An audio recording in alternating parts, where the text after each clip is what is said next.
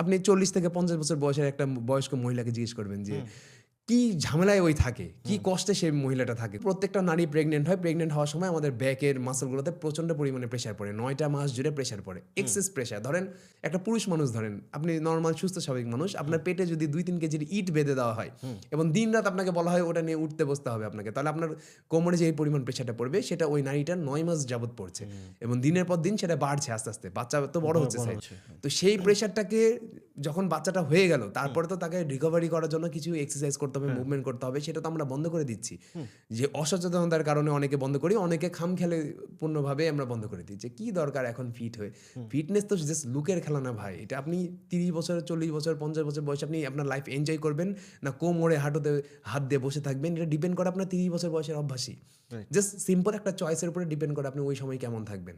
আপনি জাস্ট দোষারোপ করবেন প্রকৃতির উপরে, আল্লাহর উপরে যে আমাকে অসুখ দিয়েছে। আসলে আল্লাহ আপনাকে অসুখ দেয়নি, আপনাকে প্যাটার্ন দিয়ে দিয়েছে আল্লাহ একটা, আপনি এটা করলে এটা হবে, এটা করলে ওইটা হবে।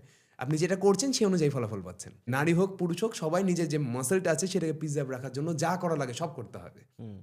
দরকার হলে 2টা জামা কম কিনতে হবে, 2টা শাড়ি কম কিনতে হবে, কিন্তু প্রপার খাবার খেতে হবে। প্রপার খাবার খেলে আপনি যাই পড়েন না আপনার সুন্দর লাগবে আর আপনি সুখ অনুভব করবেন।